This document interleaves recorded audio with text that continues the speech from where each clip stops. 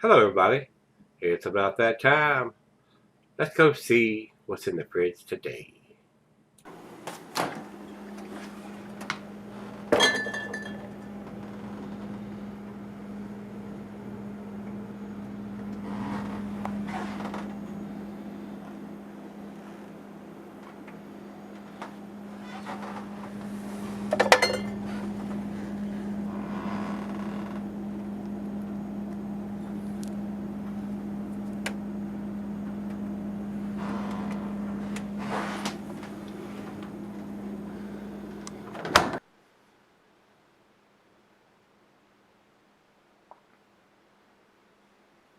Hello, everybody. Welcome to Gregsbeerreviews. Today, yes, we got us another Trappist Westvleteren 12.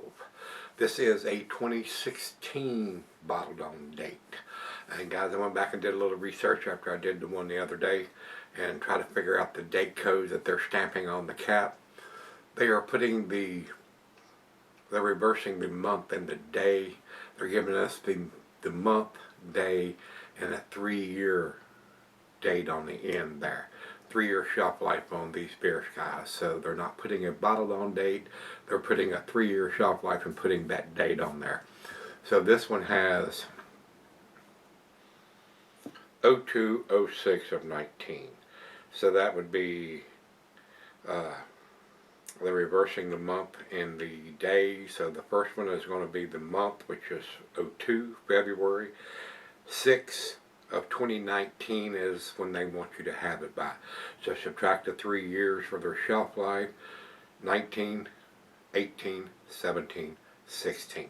So this one is bottled on June the 2nd of 2016.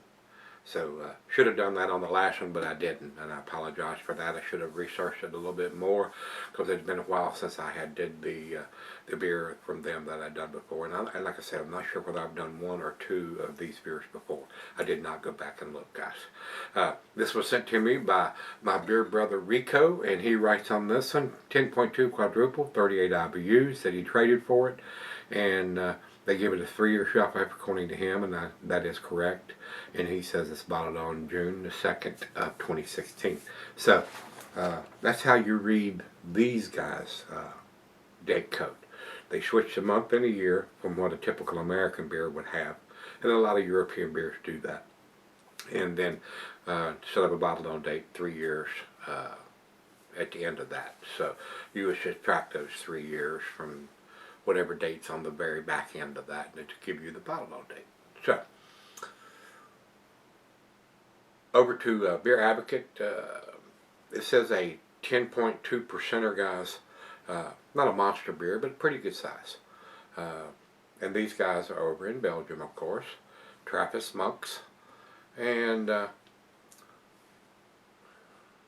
the commercial description here, I read the other day. Basically, it's rated #1 on Beer Advocate for this style. So, and I think you have to have an appointment to get your hands on some of these over there at the brewery. And from what I'm hearing, there is a place across the street where you can also buy them. I don't know how that works. I've never been there. Would love to go there someday. Maybe I will now that I'm retired. I have to get me a passport, though. I don't have one of those. So, anyway, we've gone over all this stuff. It's basically probably going to be pretty close to the 2014, and that was the one I did the other day. It was a 2014 after I looked at the date code, even though it was sent to me in 2015 by Jason. The beer was produced in 2014, so evidently he was over there in that year. So let's get on with this one, guys. I don't want it to be a 30-minute video since we just did the 2014 2 days ago. So let's get this one. This wraps up the Westvleteren Trappist beers. I don't have any more of these, but they are very tasty. Nice hiss. And like I said, these were stored in the closet since I've had them, the 2014 and the 2016. So they probably continued to ferment a little bit. They have not been in the refrigerator. I just put them in there 4 or 5 days ago. So, and I'm going to pour this pretty aggressive, guys. And I am going to swirl the back end to get everything out of the bottom of the bottle. I typically do not do that, but it's not going to hurt you. Look at that carbonation on this beer. Very, very impressive for 10.2%er. But like I said, it's probably been continuing fermenting in the bottle in the closet since it's not been in the fridge as I've had it. And we're going to get into the back end. Look at all that creaminess there. A lot of foam still in that bottle. I'm going to try to get it all shook out here, guys. Look at that. Almost looks like ice cream coming out of the bottle. Look at that monster head. Yeah, that's what she said.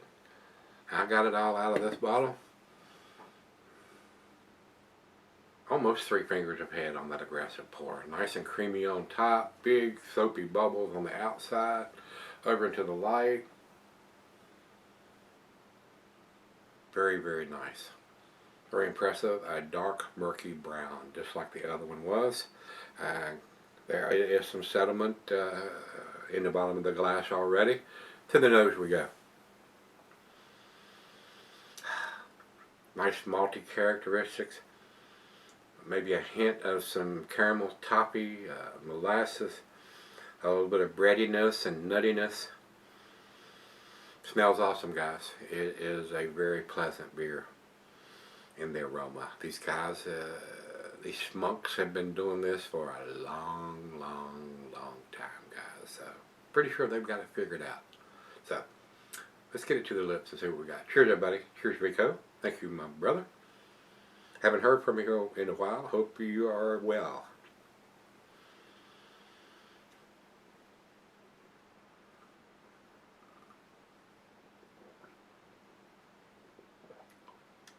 Very pleasant.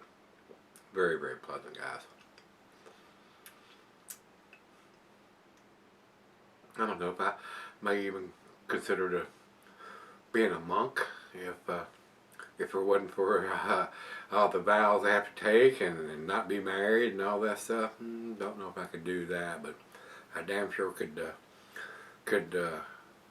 drink this pretty regularly. It is a very tasty beer, guys. So,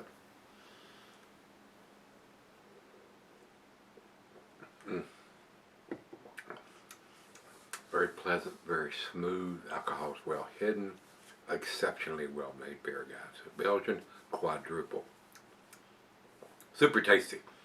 Well, let's sip on it. Let it come up to room temperature, and I'll come back and give it a grade. It's probably going to get a pretty good grade, just like the last one did. These guys. I'll call them guys. These guys, these monks, have been doing this for generations upon generations, and pretty sure they got it figured out. Tastes pretty good. I'll be right back. Alright, guys, I'm back. Been sipping on for a while now. Very tasty beer, guys. Just like the 2014 edition.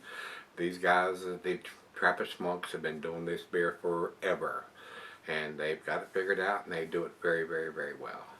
So I can understand why this is the #1 rated Belgian quad on Beer Advocate. Pretty impressive beer, guys. It is. It's very tasty, very easy drinking for a 10.2%. Rico, thanks again, my brother. I do appreciate it. Haven't heard from you in a while. Hope you're well. Final chug. Awesome aroma. Very tasty beer.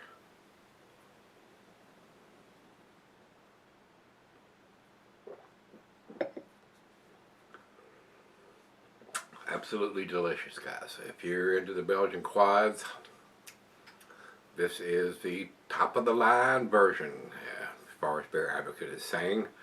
It is a 10 beer, guys. I cannot take anything away from the monks. They know what they are doing. Been doing it forever. 10 for me. Over to Beer Advocate, they say 100. Agreed. And Untapped has it at 4.53. Not the best numbers from them, but definitely up in their upper A category there, guys. So, if you can get your hands on this, or if you're going to make a trip over there in Belgium, or the monastery, the monks are doing this, it's definitely worth stopping by. Like I said, I think you have to have an appointment if you're going into the brewery to get it. There is a place I'm hearing across the street that does sell it. I don't know what the hours or what limitations they have on buying these beers, guys. Very, very hard to get a hold of on this side of the pond. So, with that being said, this is a 2016 edition. If you've had the 2016 edition recently, let me know what you think till we meet again. Let's go see what's in the fridge.